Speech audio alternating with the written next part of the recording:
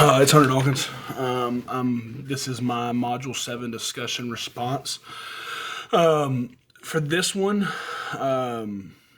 it kind of, living in the South, teaching in different, various private and public setting, I resonated with this because I do see the difference.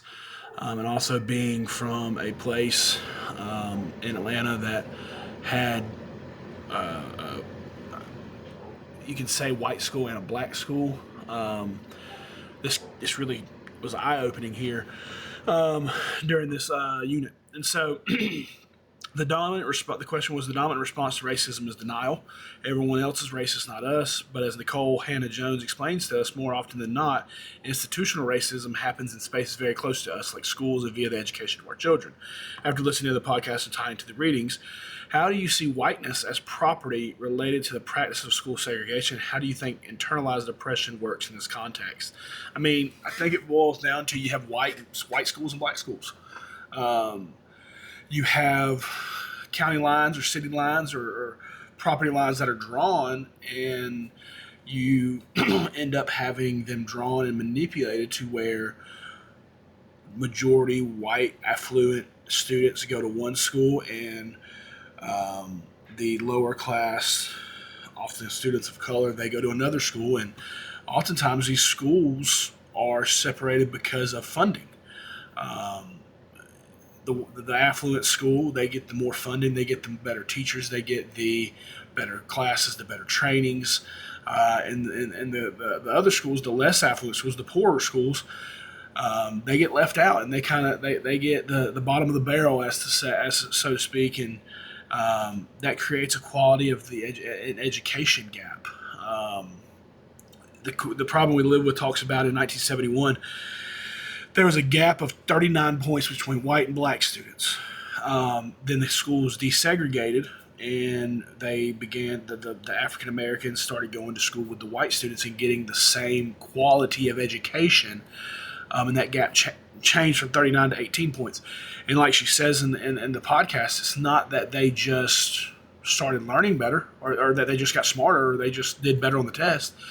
They got a better education. They got a better quality of education that allowed them to learn and feel better and do better on these tests and in school in general. I mean, the quality of education, it means something when we talk about our education system. I'll mention this in a little bit too, but or I mentioned earlier at the very beginning being at having a black and white school. I went to an 80-20 high school.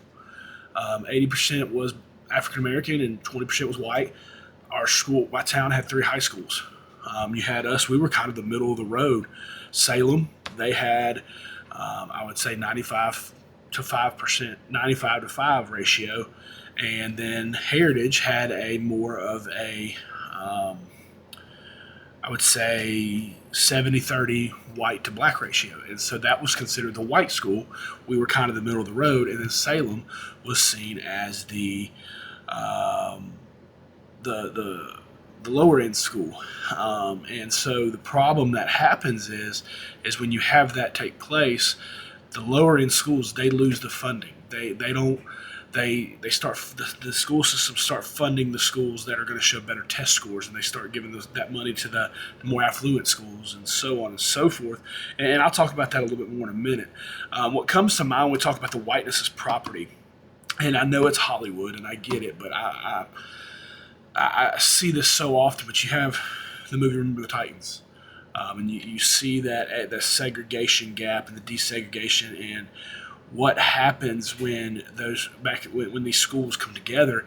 There's going to be turmoil. There's going to be strife. There's going to be people that don't agree with it. But at the same time, these schools get better when they're able to coexist. These children get better when they're able to coexist. And the whiteness is property. Um, it really resonates because you see that a better education was seen as property of the whites, and that they had that privilege to get a better education. And just because of the color of their skin, the African Americans were deprived of that education, and it's just not right. The second question: how can educational leaders respond meaningfully to the problem we live with? Really making a change or making a change in the education and make the education of all the children equal. Don't allow one school to get more funding or the better teachers or the um, better test prep or so on and so forth.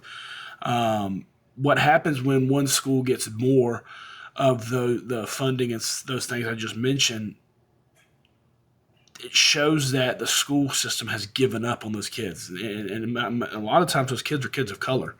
And when you give up on those children are not dumb. Those children see this. Those kids, they see that they give up on us, so they don't care about us. And what happens with that is you start having people turn to violence, turn to drugs, turn to gangs, turn to committing crimes and whatnot because they don't have somebody looking. They don't feel like they have somebody looking out for them, because a lot of times the teachers that are put in the schools are simply collecting a paycheck. They're not really there to make the students better.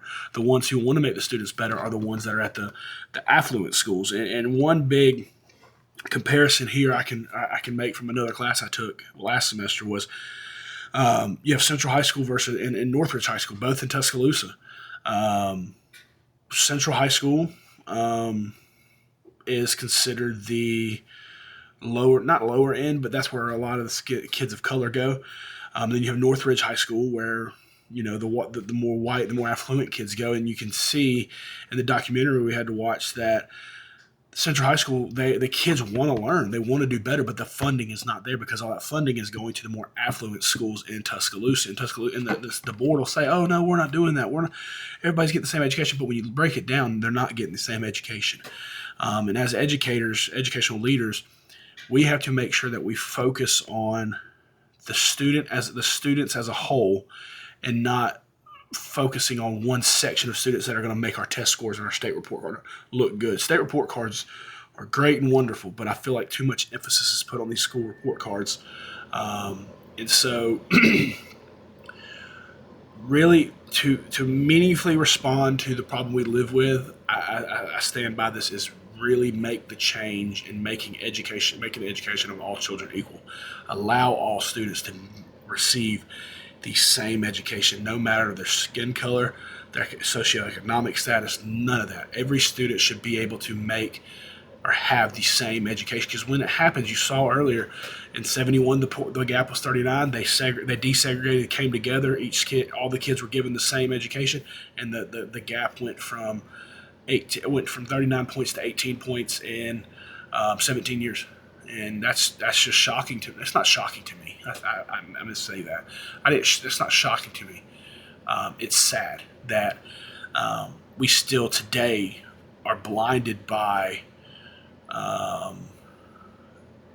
the racial inequalities that should not be there. And so that's kind of where I'm at. I look forward to y'all's discussions and y'all's responses to this topic.